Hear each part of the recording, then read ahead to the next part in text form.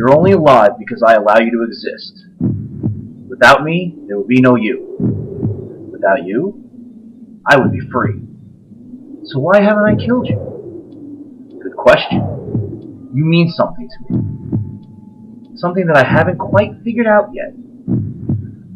But I will. And then, and only then, will I decide our fate. I turned away from the mirror. I only talk to him when I have no choice. He's coming. I can feel it in my bones. I always know. It's his way of sending me a postcard. I've been away, but I'm missing you. I'll see you soon. When he returns, bad things happen. I can't stop him. Too weak. He's too strong. If I can describe him, it would be one word. Opaque. He's darker than a shadow. Faster than lightning. He moves without a sound. But you can hear him coming. His name, you should know his name. It's a whisper. It's the shadow at the bottom of your bed. It's the shiver down your spine when he walks over your grave. It's a scream nobody hears. Nobody wants to hear. And he's coming. Oh, he's coming. Are you scared yet? As I sat in my rocking chair, the clock ticked away. The room was silent apart from the creak in my chair as I rocked, the noise of tick-tock, tick-tock. And then there was a knock on the door. Don't answer it, they'll go away, I said to myself. What if they don't? The door knocked again. Go away! A voice spoke back. Sir, if I can only have a moment of your time. I got up and proceeded to the door, knowing full well that it was a bad idea. I opened the door fully and saw a small, medium-built man staring back at me. Dark hair, thin glasses, and he smelled of cheap liquor and cigar.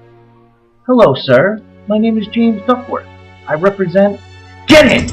I grabbed the man by his throat and dragged him inside. He fell and I toppled over on top of him, hands still wrapped tightly around his neck. I looked back at my porch and kicked the door shut.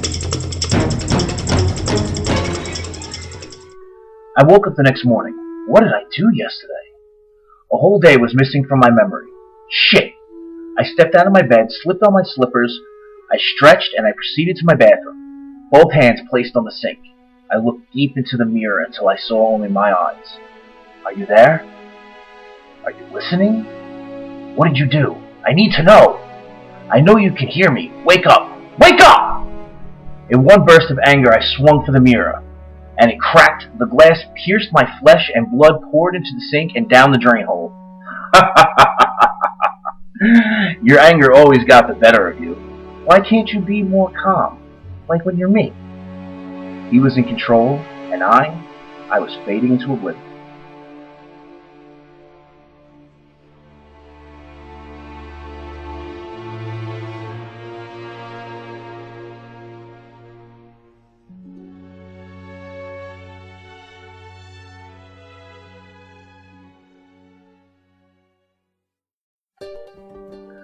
I left my home and got in my car. As I did, I looked around.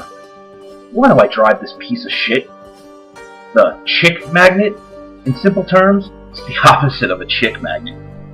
The pain in my hand from that cut was beautiful. Agony is what keeps you alive. I stitched it up the best I could. I'll be fine. I've had worse. I can still use the steering wheel. I like to drive in the morning. It's relaxing. The sound of people rushing to work puts my mind at ease. I have nowhere to be.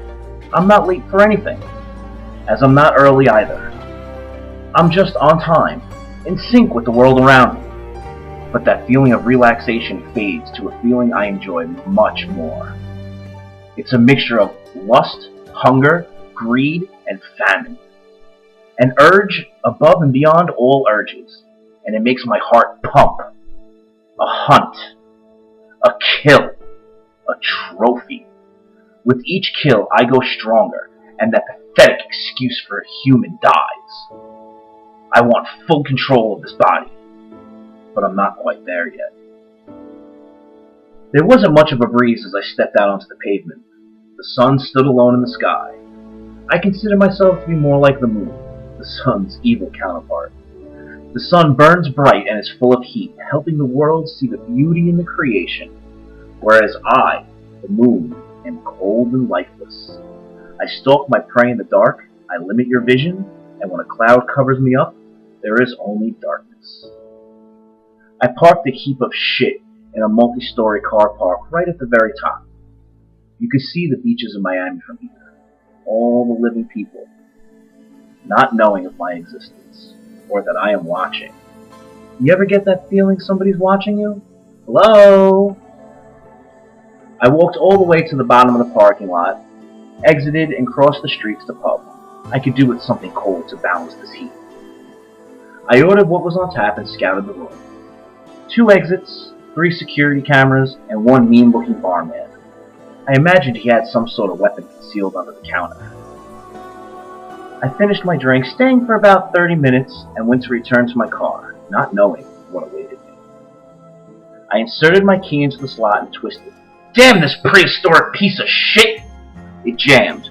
I kicked the car and tried again. All of a sudden, I felt a sharp prick in my neck.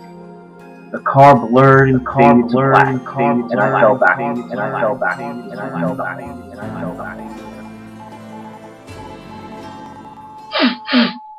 Strong smell of lavender brought me back to life. What? Who? I tried to move, but I couldn't. Who? Where? Why? A deep voice spoke. The face of a man was staring back at me. He wore a dark apron and a Henley thermal long-sleeve top. Serial killers like to keep up with fashion now, do they? I inquired sarcastically. He smirked, acknowledging my humor. You think you're funny? I know a joke. It's about a normal man who turns into an animal all because of his mother. Mother issues make the best jokes. You think you know me? My temper began to rise. You might know me, but I have a friend. I know all about your friend, he interrupted. Where is he? Does he want to say hello? I can't control him. What? He placed his ear toward my face. I refused to answer. It doesn't matter anyway. I don't need to meet him. We walked around the room.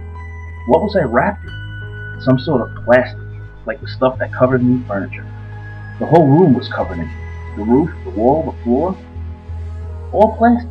The translucent room of death, I spoke out loud. Cutting my cheek with a blade, he muttered, I prefer kill room. Ow! Don't be such a little girl. You like little girls, don't you? That's where it all began, with one little girl. He pointed to the wall, and on it were several pictures. I recognized each of them. The largest picture of all was a blonde girl, Rebecca. She was 14. My first. I looked away. He pressed a finger down on my forehead. You like bullying children, taking their lives, the ones that don't fight back. You are a coward. Just you. There is no friend. You don't turn into a monster. You are a monster. You can't deal with the hunger, so you let him deal with it, but it's still you.